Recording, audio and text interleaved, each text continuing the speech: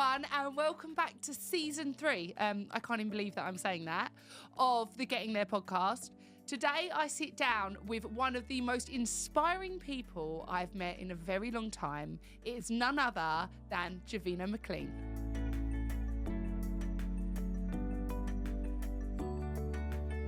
Javeno McLean. Bonjour. Hello, how are you? I'm great, darling. Thanks for coming. That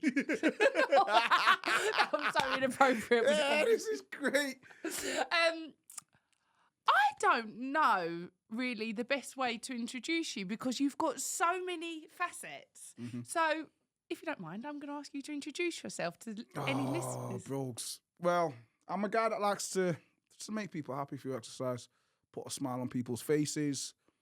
I'm very simple. I'm not a PT. I don't like the word PT. I think it's lost its magic, its power.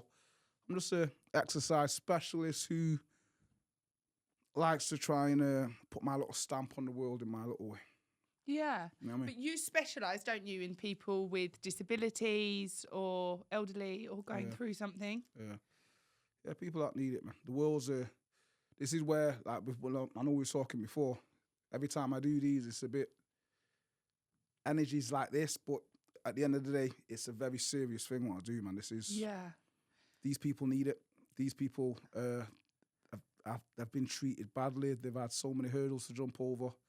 And I'm blessed. I'm blessed that I found them and they found me. This wasn't part of the plan. I didn't set out. I've been doing it for 22 years. I didn't set out to train disabled people or elderly people. It's just something that happened. And I'm blessed that it did happen. And how did it happen? There's many. I've told these stories loads, man. It's just when I was 16, something happened with an elderly person that was disabled that I seen, and I had to intervene. But it started when I was 16, bro. I just couldn't. I'm not good with injustice. Do you know what I mean? If I see someone that's getting treated badly, even if it's not my business, I feel like I have to go over and intervene. So when I was 16, there was a few situations that happened that made me go over, try and put a little smile on someone's face, and I instantly seen the power of what it did. And I always talk about Ishmael. It's a cricket situation that we did, but I've had many situations, man. I remember being in coming out of the barbers when I was about 16, and there was just this man in a wheelchair just outside, and he was struggling to get up the curb, and I just felt like, you know what, people are watching. As there nobody coming over to trying to help him, and I went over and helped him, and I remember him telling, he was just so grateful for it, and I thought it was nothing. That's something that everybody should have been, that's something so simple, yet people are so oblivious to if somebody else needs a hand. And I've just never stopped, man. I've never stopped, and it's just accumulated and gone to what it's gone now. I think what you do is you make people feel seen. Mm-hmm. And that's at the heart of it, of all of us, right? Yeah. Everyone wants to be seen and heard 100%. And validated. And you just have this remarkable ability to make these people feel seen. Yeah. And I guess my question to you is that I know you've spoken a lot as well on like the power of gratitude and stuff, but you must be meeting people that are in the darkest of places that some of us can't even imagine. And how are you lifting them out of there?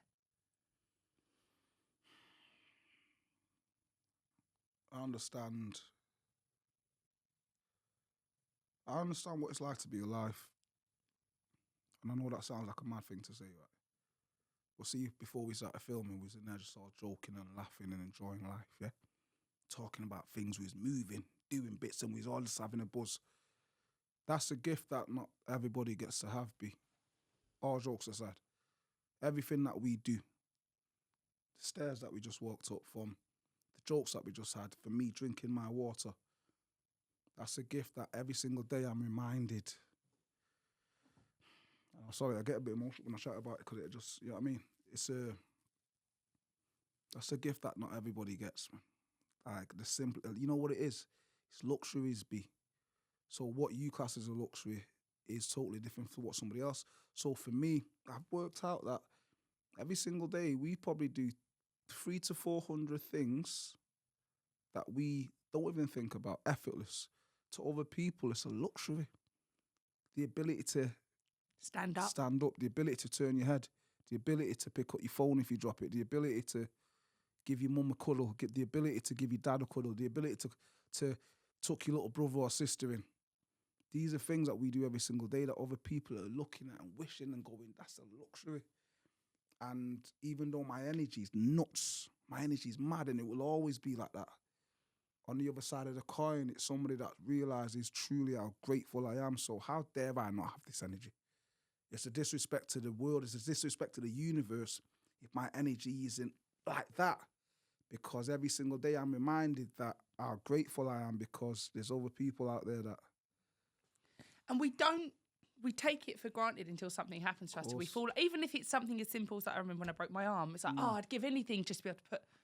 And it's like, we're talking about people that have maybe never been able to use their arms or their legs or whatever it is. And see what you said then about, I'd give anything. Have you ever lost somebody that you love? Yes, but can I say that I deal with death quite well because he was older and he was my granddad, so I'm like, okay, but I don't know how I'd feel if someone was robbed of something that they didn't deserve to go. Yeah. So that's a brilliant answer. And because I'm prepared to lose people that I love. Yeah. I'm not prepared to lose anyone that I love too early on, and to circumstances for which that they shouldn't be in. Yeah. And the reason why I'm asking is because I'm lucky right now. I'm 39. Believe it or not. Yeah. Cocoa butter does wonders, but I'm 39, man, and I'm lucky that it was only through 4 years ago now, I think it was 3-4 years ago that I was the first time I lost somebody that I love.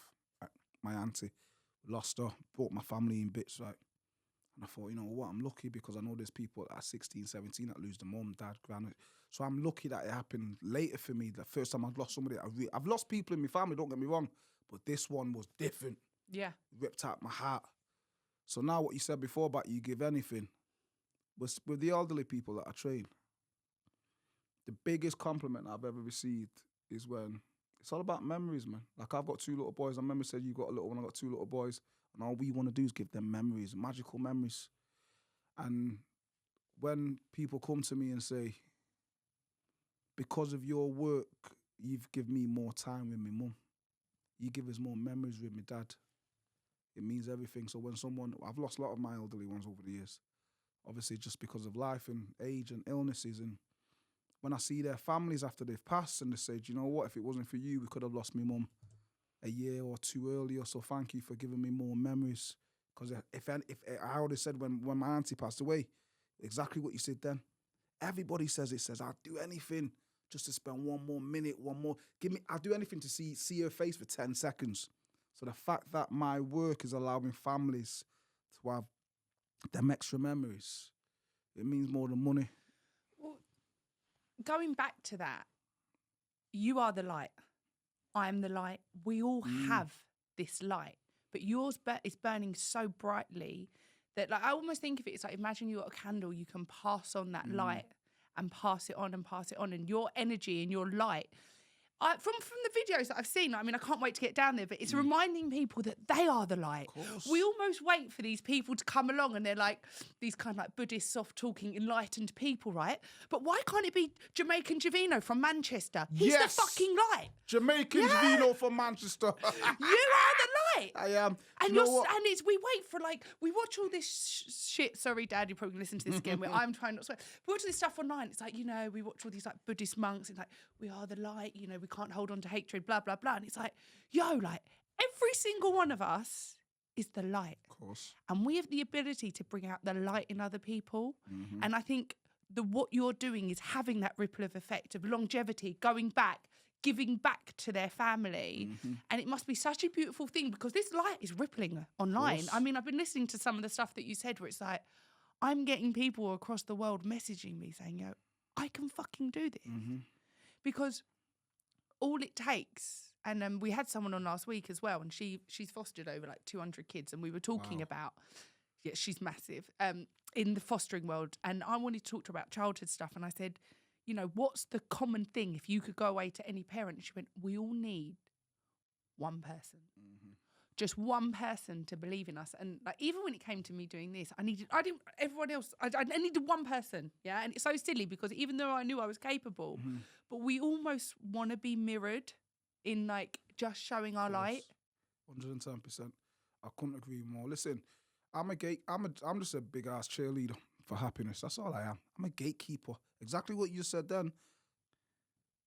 I agree with it so much, B, because everyone's got the power. Everyone's got that amazing, that fantastic. Everyone's got that unbelievable inside of him. And all I'm doing is a gatekeeper, a cheerleader for happiness. I'm knocking on that door. I'm seeing that person's door. I'm opening it and just releasing it. I'm not giving it. People think that and say, Javeno's doing. I'm not. All I'm doing is seeing amazing inside of people when they don't see it. And I'm going to say, listen, give me 30 minutes. Let me expose that. Let me show you. And then when it comes out, it's like, you know what? I told you so. That's all it is. And I just sit back and I try it. And you know what it is?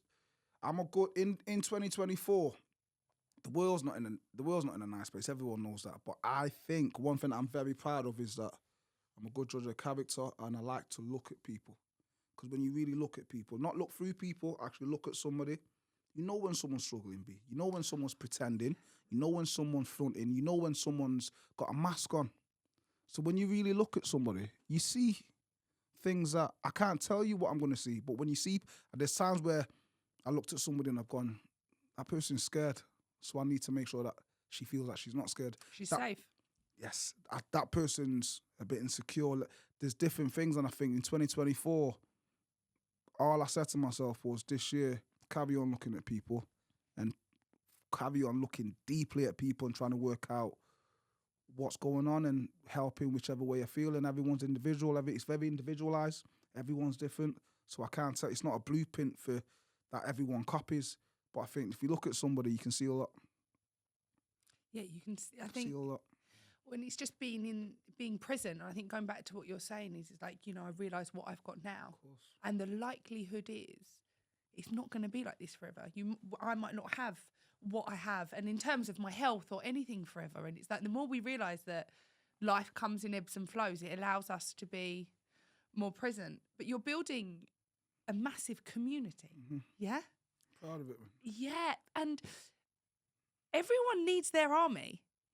And it's like I feel like I'm watching you and I'm like, there's a fucking army there of people that just like pushing you on to believe in yourself. And I think it rubs off as well into like able-bodied people. Like, yo, if he's doing that, why am I not doing this? Why? How have I got any excuses? Yeah.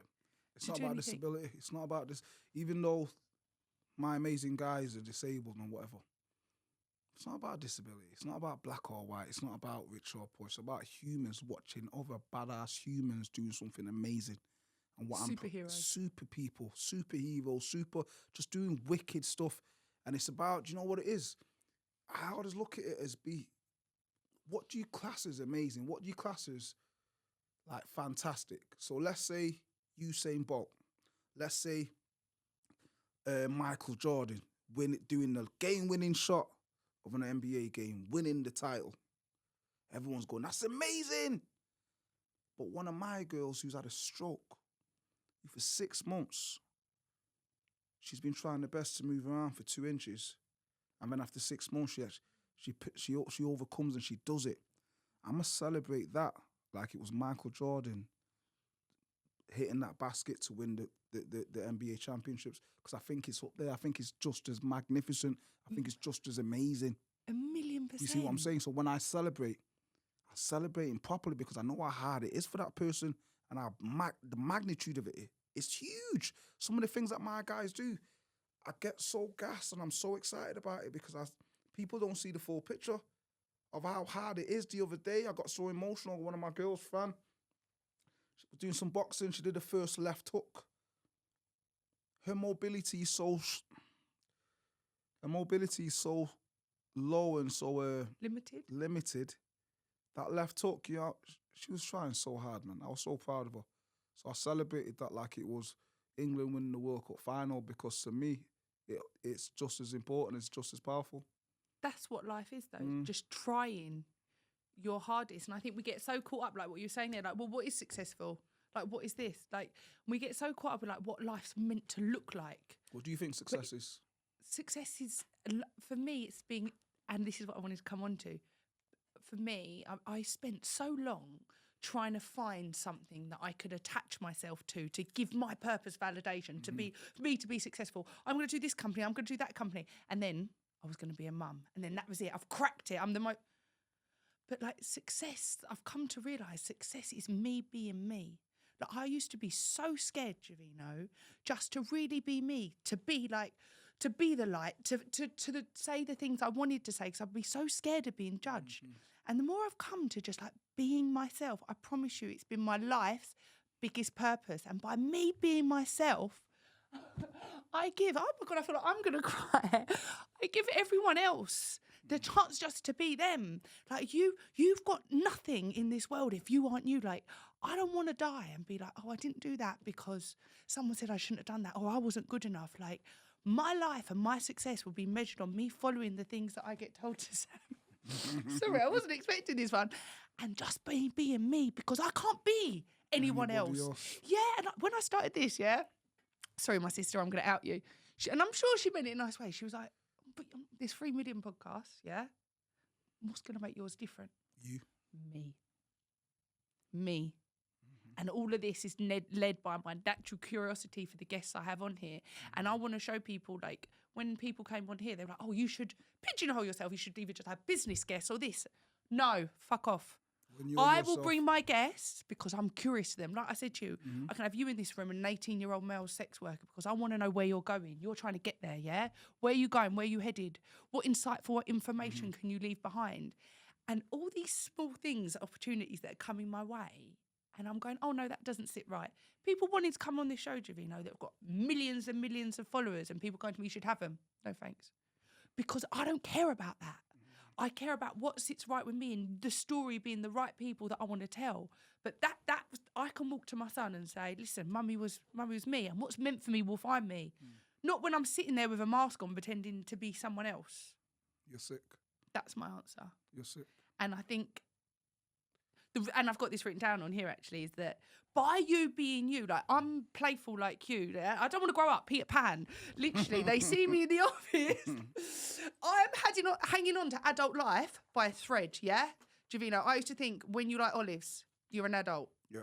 I like olives when I was 20, I still don't feel like an adult. And then I was like, if I wear sun cream, I'm an adult. And this whole like long list of things. Or, you know, when you put your shoes on, you don't bend them in the back, you actually undo your laces and put them on.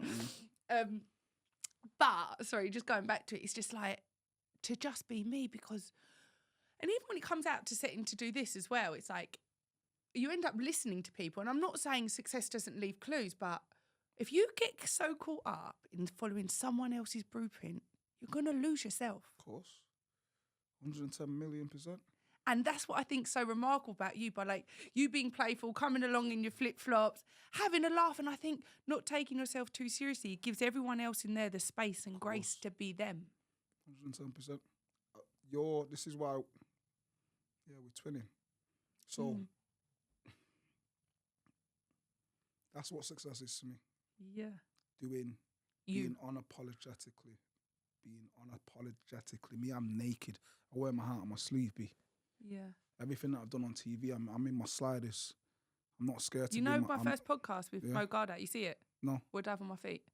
Is that in front of how many people? No, I didn't have sliders. I had slippers. Slippers on. 120 people, everything in there. First time I ever spoke in public. Wicked. My sister bought me this beautiful outfit, yeah? She said, I got me these stilettos. I went, babe, I will fall over. I can't walk in them anyway. I'm just going to wear my slippers. And my sister's a stylist, she was mortified. She was like, oh, no, you can't. Yes, I was like, yeah, I can. And every week I would come in here and I'd just wear my fucking slippers because they're comfortable. And it's you. Yeah. Listen, I get, people ask me this all the time about success and what success is.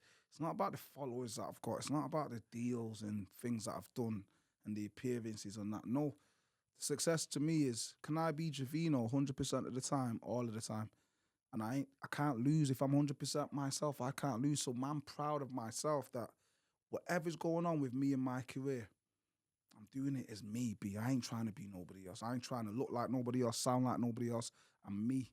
And I think when people go, oh, online you're this, and then when you see me in real life, you're exactly the same. I go, that to me success. Yeah. Because as I'm getting older, I'm seeing the world full of fake people. People just wearing masks, pretending to be something that they're not. Can't be around it. Do you know what? It's even so silly, right? But even when I come to doing this, listen, I was like, I refuse to edit.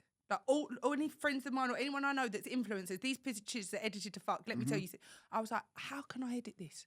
Because it goes against everything that I'm saying. Yeah, of course. I'm someone's mum, and it's like you saying like, well, you're not good enough. If you just speak in this way or act in that way, then you'll be a little bit better. But like, you are good as you are, and I think that's the biggest lesson that I can teach my son. Like, you do you, but spread kindness. And that kind of brings me on to like your boys. Sorry guys, I'm going to stop you right there. I need you to just listen to me for 1 minute, please, 1 minute more. I need you all to subscribe, because when we look at our analytics, an awful lot of you listen and hardly any of you are subscribing. So please make sure you subscribe on whatever platform you're using. Anyway, let's get back into the episode. Enough of me. Well, actually, probably a little bit more of me. And I hope you enjoy, because when we become parents, I think we reflect on naturally, like your parenthood, how like your childhood, how things would change, and what you want to instill in your kids. What was that process like for you when you had children and it was reflective? Or you know what? Oh, I love the daddy journey, man. I love it. I love being a dad. I love being a husband. I love being a family man. Do you know what I mean? But when I had my boys, I'm lucky that my dad's awesome. Man. My dad is wicked. My dad and my mum still here to me. I'm blessed that they're still here. But when I had my boys, I said, I just need them to be fearless. I need them to go, whatever I want to do in life, I'm gonna give it a go. Win, lose or draw, I need to give it a go. We ain't got time to hesitate in life. We ain't got time to and ah. If you got an idea, you got a passion, you go at it 100% and take the gamble. I'm a risk taker. I don't sit on the fence with anything. That's why I've a lot of my videos. I always say to people, don't ever think I ain't never done a take two in my life. I ain't never done a take two. I'm willing to gamble everything to make somebody smile or happy. If it works and you capture it, cool. If it doesn't work, I guarantee I'll try it again and I'll make it work. So with my boys, I'm just happy like when they see me. They don't get it, you know what I mean? I got Leo's Leo the Lion. Leo's 2. He's a nut job. He's a psycho. Me and my wife look at him. He's a madman. Mason's 9 and he's cool. He's calm. He's wonderful. But with them boys, I just want them to be themselves. I think that's what it's about. The world now, especially. I think me and you are same age-ish, around about the 39, 43. Are you 43? No, I'm fucking not. Old I'm as shit, you, mate. Fucking hell. No, Old as hell. But anyway, like, I think in this day and age, everyone's afraid to be themselves. I want my boys to be, just not have that fear. Whatever you want to be in life, go through it and be yourself.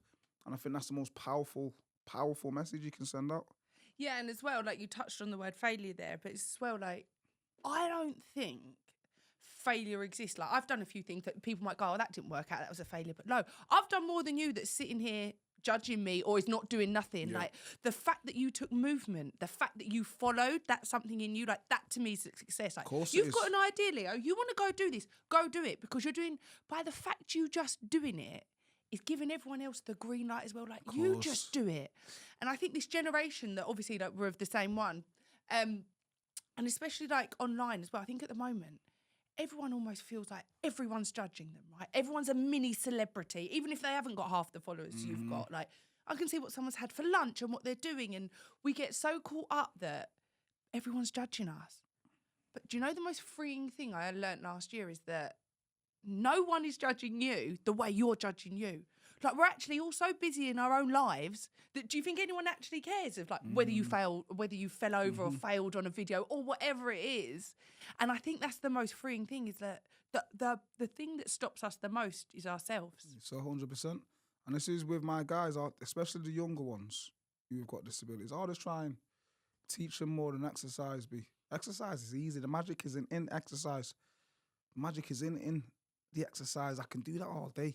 I can get you stronger. I can get you to lose weight. I can get you whatever. The magic is in just the empowerment. People feeling like they're worth something and they're valued.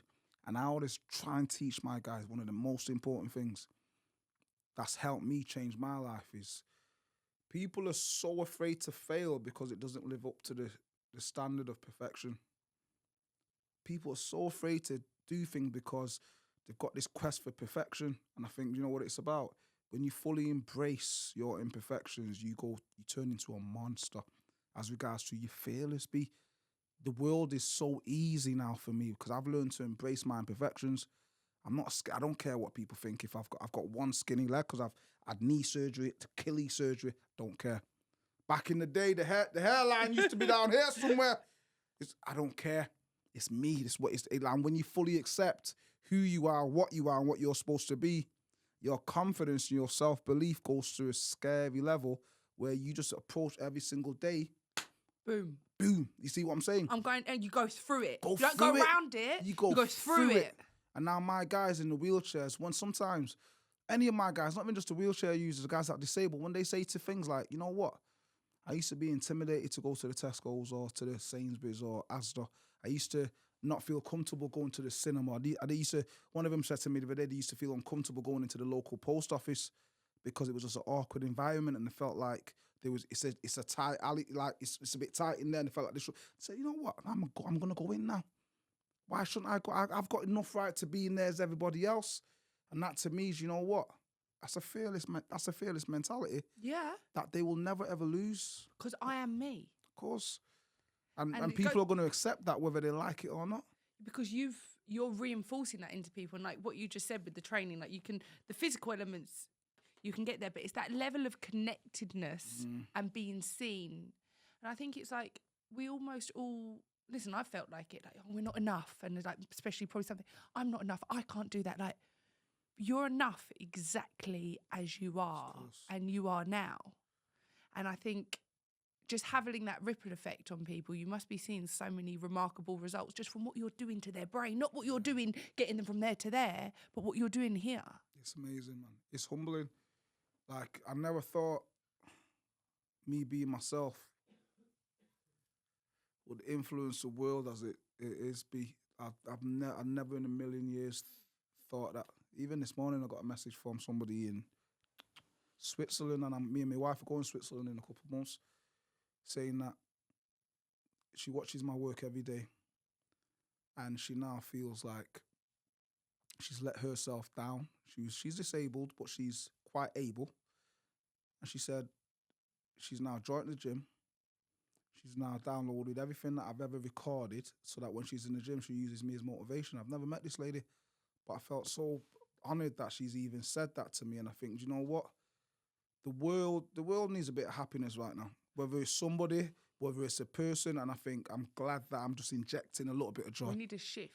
We need more Javenos, right? Need more Javenos in the world. So like, how, obviously you've got the centre in Manchester. How are you going to try and spread this more? Because there's a need for it. I can just be, I can only be myself, and you know what it was thinking about years opening ago. other centres? Originally, yeah, but then without being boastful or big-headed, because I'm really not, I've come to realise I don't know if I can replicate me. I can't explain me, B. Yeah. You see what I'm saying? Yeah. I can't explain me, so I don't know if I can teach that. So if I opened a J7 in up here, or in Birmingham or in Glasgow, I'd have to get staff and I have to try and teach people, which is not a problem. But at the end of the day, with this, there's a certain. I don't think you can teach what you do. Because I can't explain. No, you can't. I can't explain it. B. So then, I don't know whether if I imagine I open one up here, are people going to say, well, it's not Javeno, because I don't know the energy and passion that I've got. I'm just blessed that I've been given it and it's inside me. I don't know whether I can teach that. And I hope people don't think that's being big-headed. I don't know whether. So how do you not take home all of this? That you must lose people. Yeah, how do you protect your energy? Like when you must lose people. I don't protect my energy. It's a mindset. My mind is. The mind's a powerful tool, and I've learned to use it to block pain. I have to every single day. I take things home. Plus, I got things going on at home like everybody else, and it gets to the point where. The only coping mechanism that I use is I'm all right compared to other people, B. No matter what I'm going through, I'm in a good position. No matter what I'm going through today in my personal life, I've not been told I've got terminal cancer. whether I'm having a little barney with my wife, whether the kids are driving me mad, whether there's financial problems. I've not been told that my disease, my disability is degenerative and it's going to get worse and worse, and I may not live to see 30. I'm going to be all right. No matter what I'm going through, whether it's not that I go home and the house is a mess and we need this and that. That's broken. The other day I had a nightmare when my light fix came off the wall and the toilet seat broke. I'm okay because guess what? My wheelchair's not broken, and then it won't get fixed for 6 months. And when it does get fixed, it may cost me $6,000. And in that time, while I'm waiting for my wheelchair to get fixed, I'm gonna have to stay at home. I'm okay. And what about, you must get so many people that want to work with you, but you just don't have enough hours in the day. That's the challenge that I've got at the moment, where it's guilt, girl. There's a guilt, and I talked about this the other day, but there's a horrible guilt that's crushing me a little bit every single day, man, because I don't say no to nobody. I don't say no to nobody, but then it's come to the point now where I can't say yes to everybody. But these aren't your regular situations, girl. These are not. I'd struggle. These are not your regular situations. 2 weeks ago, and I've had hundreds of them. I could tell you about 100 different scenarios, like I'm going to tell you now, that it breaks my heart. I don't deal with it. All I have to do is absorb it and let it go out of my body straight away, because if I sit and it stays in with me, it will send me crazy. 2 weeks ago,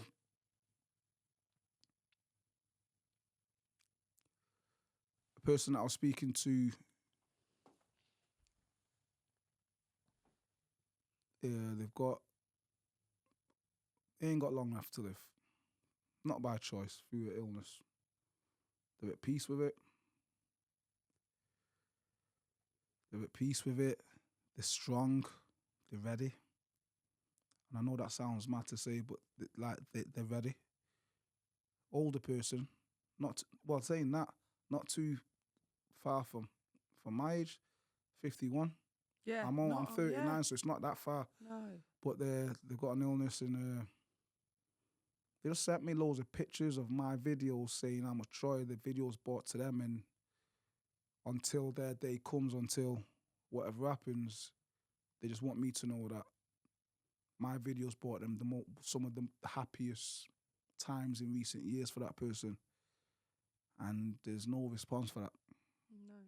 There's nothing I can respond. I wish I could click my fingers, but there's that's no way you can respond. And the only thing I can do is just thank that person and wish and pray that whether it's in this life or another life, that they're okay and they're at peace. But I feel like that's also a sign from God and the universe that it's happening. You're doing the right thing. You keep doing it. Do you know what I mean? Like, I hope so. That's you saying that because you can't save everyone, and that's really hard. And for like someone like me as well, that I've wanted to save everyone my whole life, and it's only recently I think you can't save everyone, but you can try your best, like to help as many people as you can. But then sometimes I think you just can't. I feel like I fail, though. That's the thing. This is one of the reasons why I go so hard, because this person, I know I can't save everybody. I'm not trying to save anybody. I'm just trying to give people some joy. But this person is a person where I wouldn't have failed, man. There's nobody on this planet that I can't motivate through exercise and health. There's not one. I've had people in the worst scenarios in their life and I say to them, you know what, give me 30 minutes. I bet you I'm going to put a smile on your face. And I guarantee this person, if I had half an hour, I would make you laugh a few times, couple dad jokes, and I'd make you enjoy the present. Feel alive just for a little while. Do you know what I'm saying? Part of something connected. Yeah, and it's just, I get a lot of things like that. And it fuels me. That's why I go so hard, because for that person now who is on a journey for whatever, I have to now go, do you know what? I couldn't inject a bit of happiness or love into that person's life. Not because of my fault or their fault, but guess what? The ones who I do train, I'm going to make up for it. I'm going to give you extra. I'm going to give you more than you've ever asked for, because I know that there's people that I can't get. So I'm not going to waste that energy. I'm not going to waste that love. The magic that I feel that I've got. You're going to share it. I'm going to share it as much as I can. Like what we said earlier about the light, then they can share it. Talk to me about Kira. How did you meet Kira? You'd love Kira. Kira's a diva. Yeah. Oh, I love her. She's my little sister, man, but she's a diva. She thinks she's Mariah or Celine. I don't know who. She comes in with a little Louis V bag and a little Gucci bag, and then she wants some water, and she'll point to the. She's a little diva. Sass. Kira just reminds me of how cruel life can be. Kira came to me a year and a half ago, I think, over a year ago. Young girl, 23, I think she is. Brain tumor, chemotherapy damaged her nerves. So she's got to learn. So she's got to learn to walk and just be awesome again. And with Kira, I'll never forget this. When I looked at Kira when she first come in, I remember just looking at her and I'm talking to her. And even now at 39 and whatever age anybody else is, we've all got this thing. You just want to be okay. You see what I'm saying? When I look at my little boys, I just think I just want you to be okay in life. Yeah. And I was looking at Kira and she was just desperate for somebody to show or prove to her that she's going to be okay. What she went through is a drastic change in life. A young girl living a life out with the girls, going to festivals and living life as a normal girl should. It got took away from her. So when I'm looking at her, all I can see was a girl. I'm not going to say desperate because she wasn't desperate, but a girl just looking for somebody to prove to her that I'm going to be okay. And that's all I said to myself. I'm going to show you that, you know what, girl, your cards have been dealt and this is what it is now. We can't fix it. But guess what? We can make it doable. We can progress it. We can improve and you're going to be okay. And I feel like that's what we're doing now. And she's a personality, a character.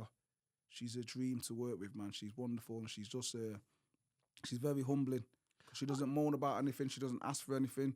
She just cracks on. And that's the message for life. No matter what you're going through, there's always somebody in a work situation. And whatever your situation, just crack on. Because the only other option is to sit back and feel sorry for yourself. And if you do that, you stop living anyway. Stop living, girl, and there's no point. You stop living. The minute you stop growing, you stop living. But I almost feel like in situations like Kira's, it's in some ways so much harder to deal with, to have this normality and this life and this accessibility, and then for it to be taken away, almost like when sometimes people, listen, I'm just putting it out there, and then sometimes when you're born with a disability, you almost don't know what you're missing, do you? And so when these people first come through your doors and they're got a new disability, like they're not been used to, accustomed to having to move this way, what's the bit of advice that you give them? I have a lot of them. That's a really good question. I've never been asked that before. Yeah. I have a lot of people with new disabilities, and it's a challenge, man, because I've never been in that position, so I don't know how it feels. So sometimes when I was an athlete, I was a cricket player, so anything in the gym that I put you through in the gym, I've got no empathy because guess what? I've done it. I've been there. If I should to do a burpee or press up, I know how it feels. When someone's going through like what you just said, I can't relate to it. But what I can relate to is the fact that you're human and that you're in a situation now. I refuse to let you settle and think that this is going to define you. I don't care who you are. I don't care what your situation is. I had a gentleman 2 weeks ago who's coming, a new man who's I think he's had some kind of paralysis from a dodgy surgery.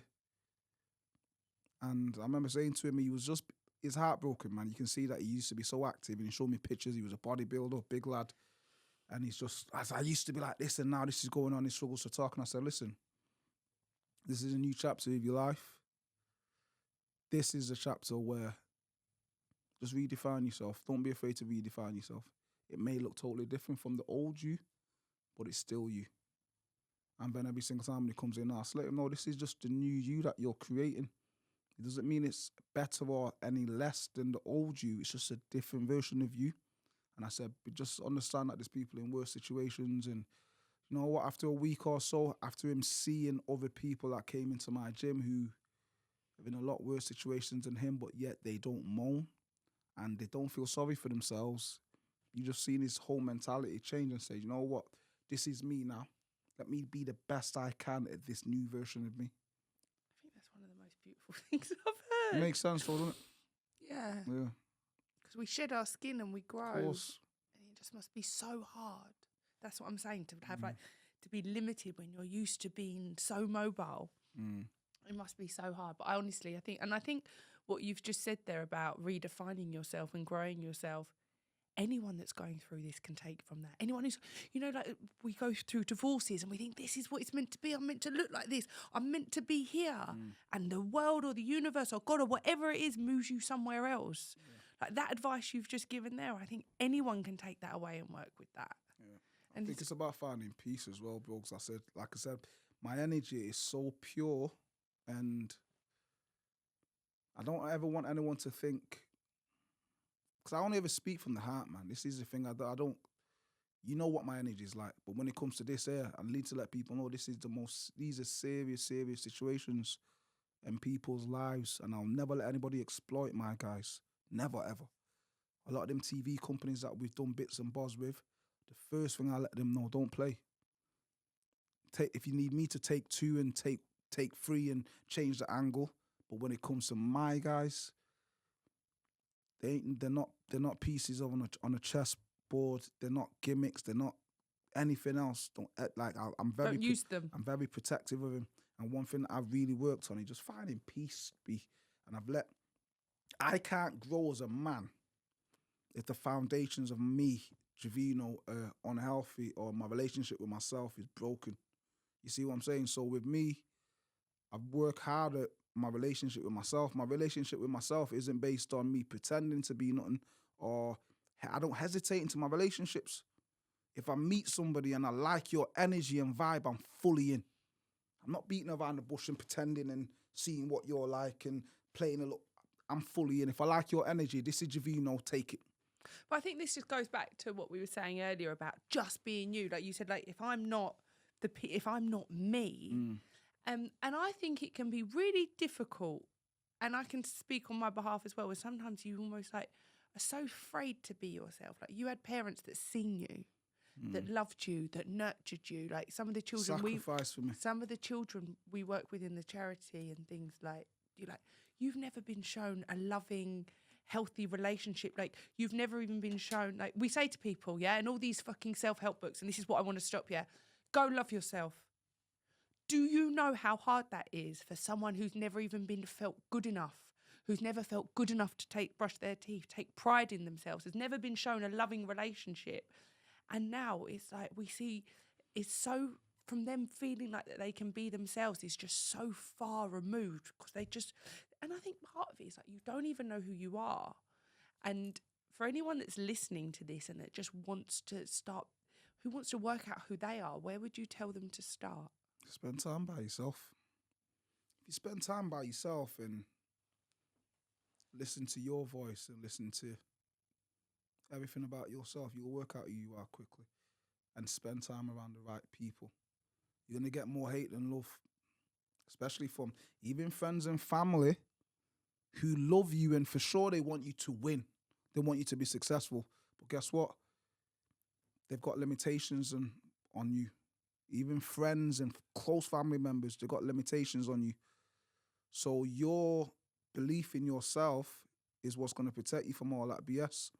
So I think when you're trying to work yourself out, spend time by yourself. Really spend time by yourself, and kind of don't be afraid to put yourself in a position where you're forced to be yourself. I've done it all my life, and this is why I'm so mentally strong now, where I always put myself in positions where I have to be myself. I go to weird things and I do weird things. I try new things. Recently, I've been trying woodwork, right? I like wood, right? Don't play about, right? So you also like flamenco dancing, I've been recently, I love wood. When I was in school, I used to love woodwork. So I seen a little video on TikTok. It was a man with a big piece of wood chopping it up and making I can do that. And I've been trying it. You know what I mean? I got my mate to give me some wood, got myself a chisel, and now my little hobby is just chopping up this wood. I'm not afraid to put myself in them positions where I'm new again. You see what I'm saying? I'm a beginner again. But back to what you said before, love and care, right, B? What does it look like what does it sound like? I think the main thing that really infuriates me now is that the world has forgotten how to love and care. Love and care isn't a thing. It's not an object. It's not a car. It's not a house. Yes, we like them things and they're nice. Love and care, like especially in the UK, because I'm from the UK. I can't speak about anywhere else in the world. They've forgotten what that is. The other day I had a situation that broke me, man. One of my young girls, I'm not going to name her, she's got cancer, she's got leukemia.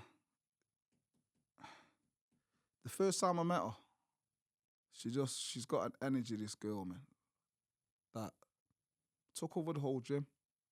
And I'm a daddy. So a young girl, a young child comes in, straight away I'm on daddy mode and protective, and I give her a hug. I'm a hugger.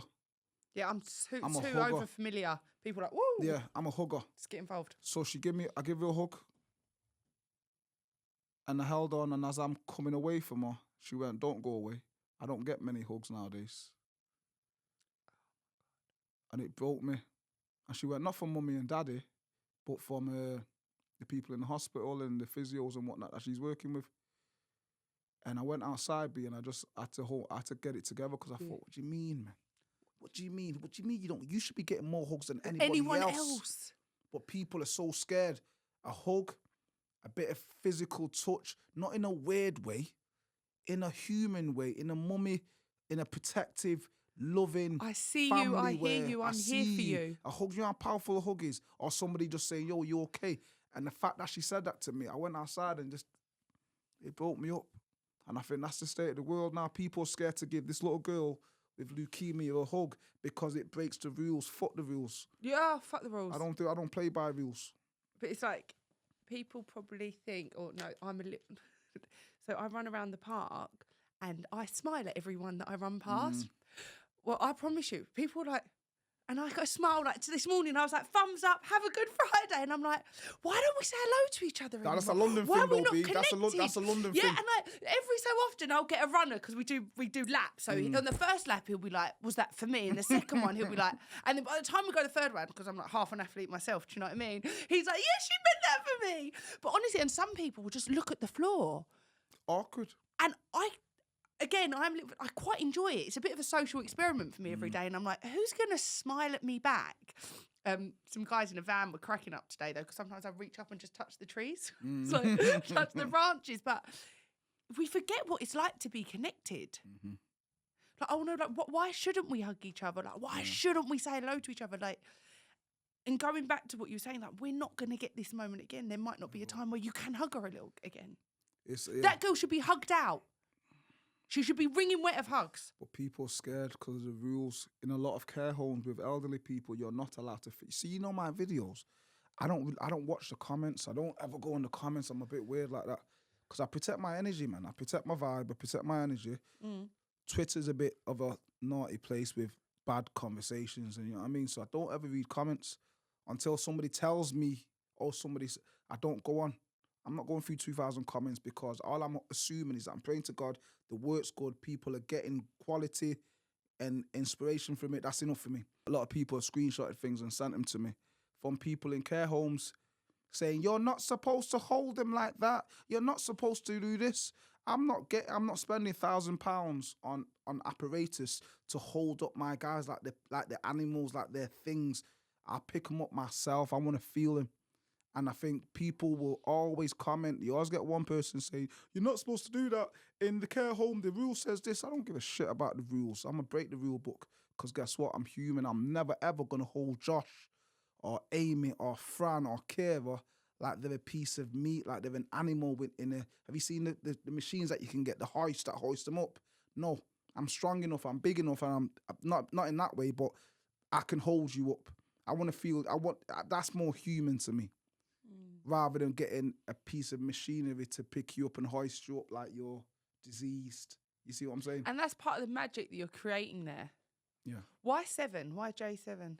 It's a weird number that's just followed me. It's not my favourite number. People think it's my lucky number. It's not. It's just a number that's just followed me my whole life. What do you mean it's followed you? When I was in primary school. Just quickly for the audience, how do numbers start following you? So I'll explain quickly. Should we do the lottery after this? You 100% should. Come on. R7, so when I was in high school, basketball team, the jersey that I had all the way through high school, number 7.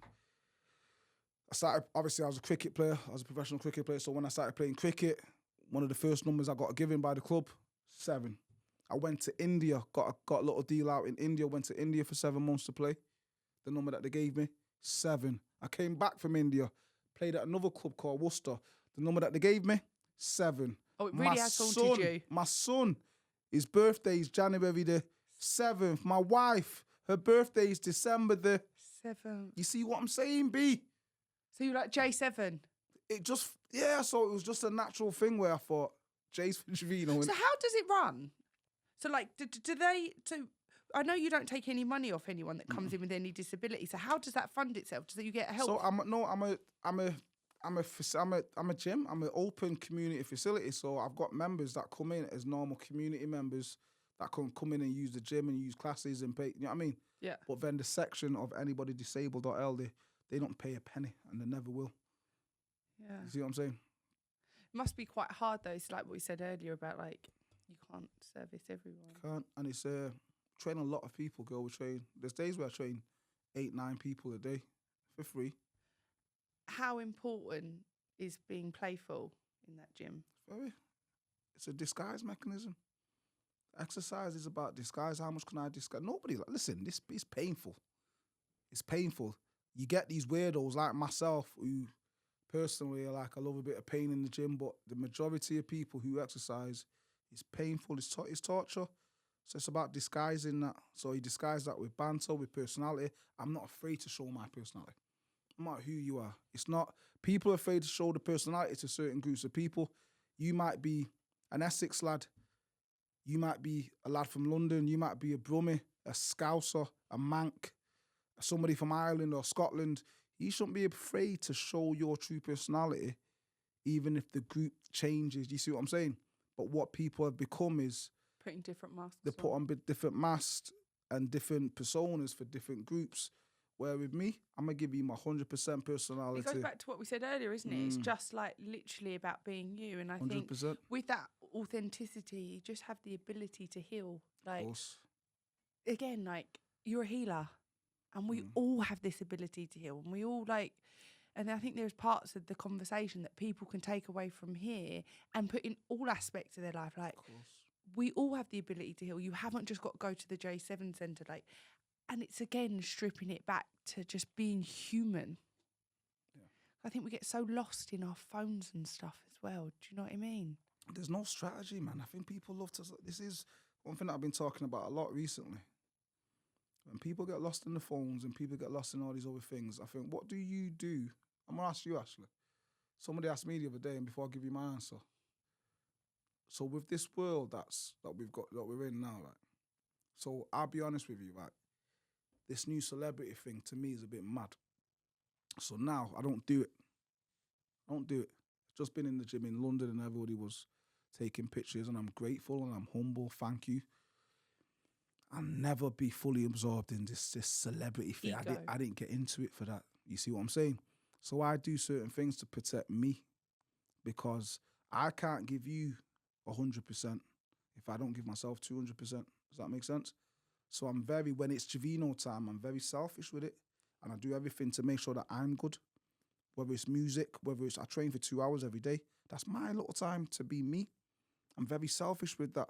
So what do you do to protect yourself? So funny that you said this. Really? I got asked to write 3 articles today for a magazine that I'll put up later. And they asked me that. Stop it. And it's so funny. And like naturally, everyone's expecting me to go, oh, I do these cold showers. I have this water. I have like cold showers, ground, meditate, blah, blah, blah. Yeah, all that romantic stuff is lovely. I'm at the mercy of a toddler and a puppy, yeah?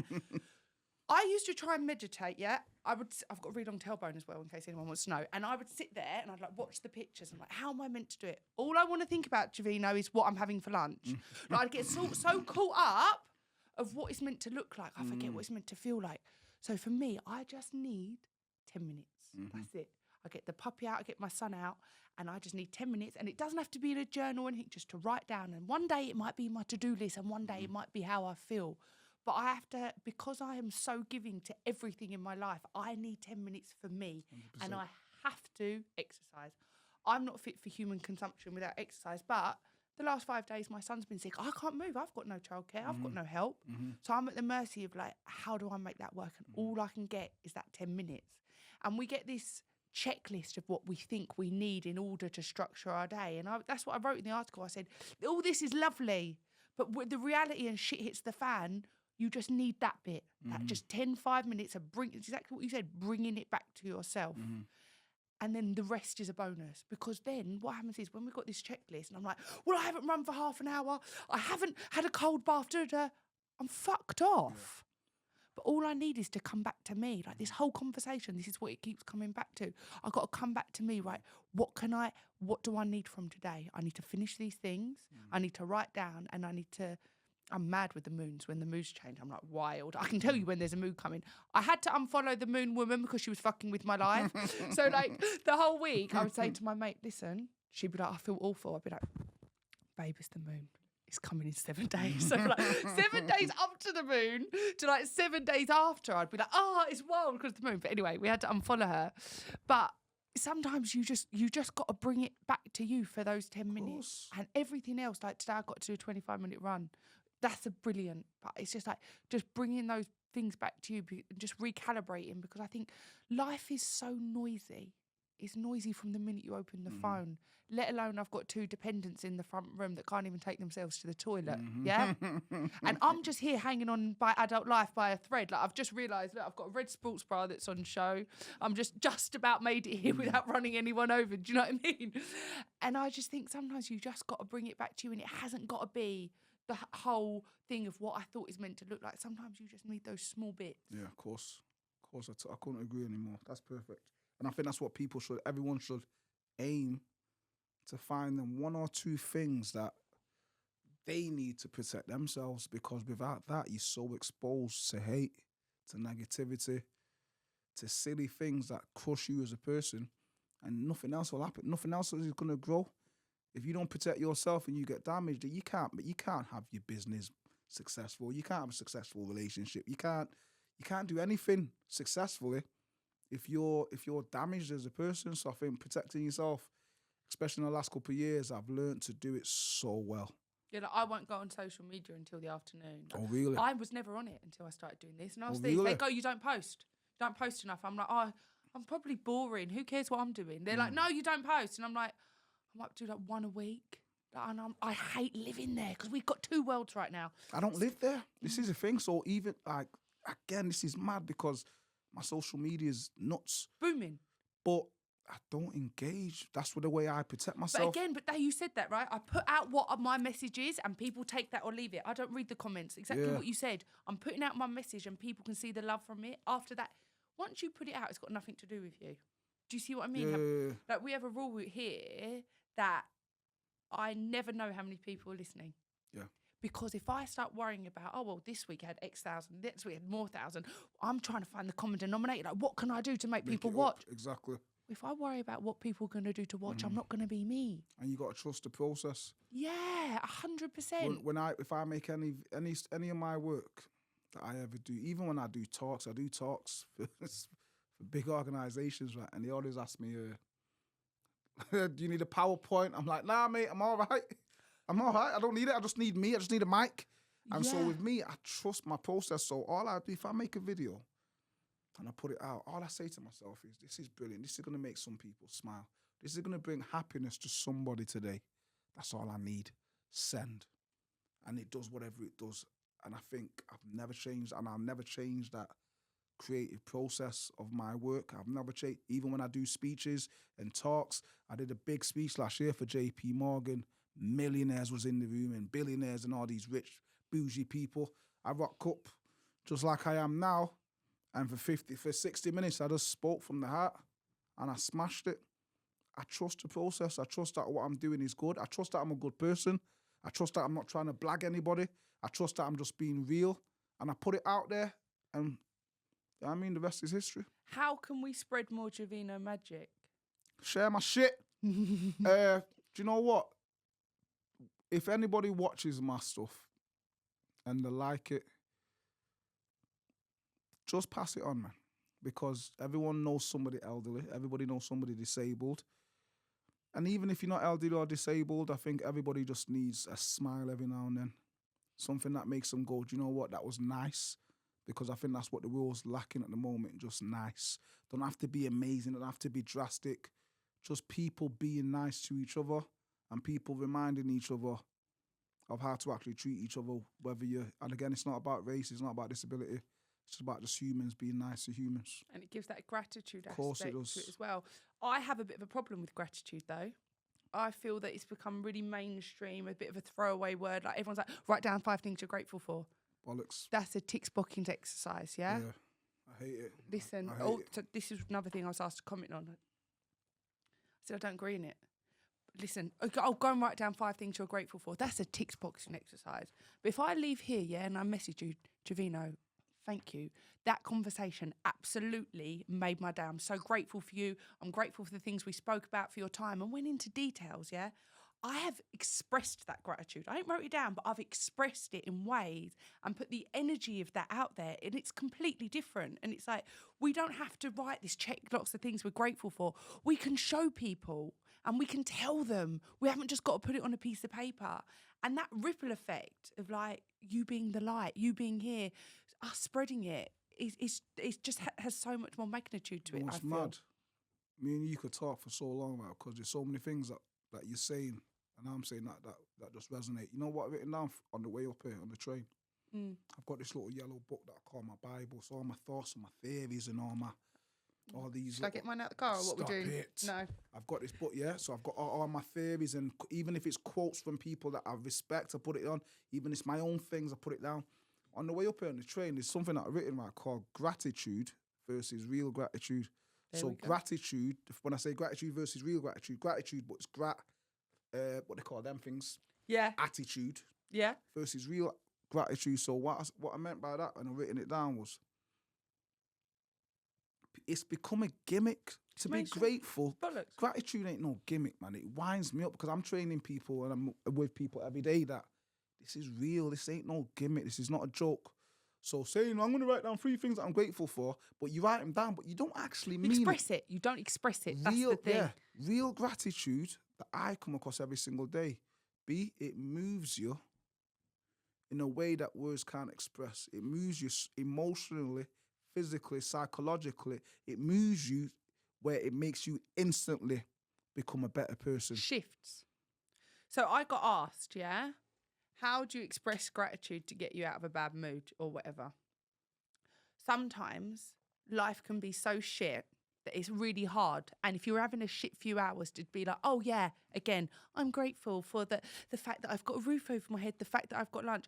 I was in a really bad space for a few hours, which is so weird, yeah, because on paper, everything's happening for me, but life gets in the way. People can feel shit, yeah? And I've got the maddest energy. And I took myself out for a walk. Disabled guy comes past me in the chair, and I do my normal thing, smiling.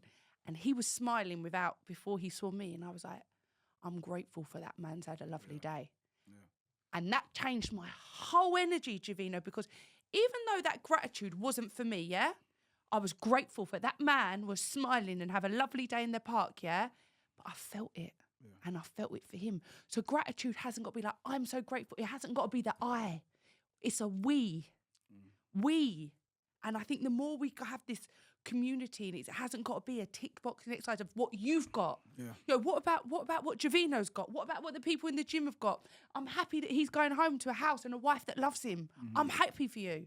Because sometimes it can be hard in those few moments to be like, feel gratitude for yourself. But it's just become so, like I say, mainstream and wish-washy. Yeah. And I think, you know what? There's a situation happened recently that gratitude, when you experience it, man, it's such a beautiful emotion. I'm not going to name any names. I'm going to try and tell you a story about naming names. Somebody that I know went to meet one of my disabled clients, and that person brought her friend with her. And they went and had a coffee. And then when they finished, and the disabled girl went home and this girl left with her friend, that person was crying his eyes out, because it's the first time he's been around somebody with who was that severely disabled. That's what gratitude does to you. It humbles you instantly. It makes you realise instantly how lucky you are just to be you. You see what I'm saying? So now when you always get these people asking write down these 5 things and all the things that they say, how about you scrap that and just be around real people who are going through real struggle? And gratitude will leave you speechless. Gratitude has sometimes made me walk out my own gym just to have a minute for myself, compose myself. Thank you, God. Does that make sense? Yeah, massively. I feel like as much as I'm sitting here wanting to talk to you today, I feel like I want to get your mum and dad in the room because they've created this. Do you know what I mean? And like, they're good people, man. Some people, like, it's like, let's all clap for Javeno, but I want your mum and dad here, like, massive round of applause to them. Like, I know you said it on one of the podcasts before, it's about like, I believe you can change your environment. So, growing up, it's just one of them things that you always say, don't you? That you can be a product of your environment. I think everyone's got the ability to change somebody else's life. Every conversation you have with somebody, you've got the ability to influence that person in a certain way to change that person's life. I don't want to be a product of my environment because my environment wasn't the best. I don't mean that in a way like poverty. I'm talking where I live now in North Manchester is one of the poorest. Blakely is on the list as one of the poorest areas in North Manchester as regards to alcohol consumption, underage pregnancy, all the drugs and all of that, everything. So my environment in Blakely, even though I love Blakely and it's not the best area, but guess what? If I do my thing properly and carry on doing what I'm doing, I can change my community. One man up, I can change my community. And I think everyone's got that in them. Your environment can be a product of you if we just put fucking everything into it. You change your community, you change the world. Of course. And it spreads. It spreads like wildfire. And I'm grateful that I'm doing it I never, you know what's crazy as well? Don't take this offensive. I don't watch anything that I do. So when this comes out. I'm a Nick. I can't watch myself. I'm a Nick. I won't watch it. No, you joking? I'm a Nick. They go, bro, you need to watch. I'm a Nick. I'm not watching myself. I don't watch it. But one thing that I am proud of is that if I do see anything, even all the TV things that I've done, I don't watch them back. But the little clips that I do see and post, I look at it and I go, I like him. Yeah. Because guess what? I know who he is, what he is, and I know that that's the real version of that man there. You see what I'm saying? I'd hate to watch myself and go, oh, that wasn't me. But that's where it is. It's like, oh, I shouldn't have said that. Why not? When you speak your truth, there's nothing you can't say that's wrong. We can't mess up in this conversation because we're speaking our truth. Yeah. 100%. I'm not sitting here trying to be formal and ask you stuff and trying to get any bait headlines. No, we're speaking our truth in the hope that anyone who's listened to this, disability or fully abled, anyone going through anything knows that you've got the ability to heal. You can heal others. Mm-hmm. You can be the light and you can change your community. 110%. Like what you just said, every single transaction, that's what we are. We're transacting with each other, yeah? Has the ability to show love or fear, doesn't it? And the more we show love, the more it ripples. Before I make you leave, show's called Getting There. Thanks, James. Where are you heading? I don't know. But one thing, I don't know where I'm going. I don't know where I'm heading. I don't want to think about that. All I want to do is just be very present. And if I continue to be me in the present, the day after the day after the day after, that'll all work out in the way it's supposed to. I live for today, man. I don't really live for...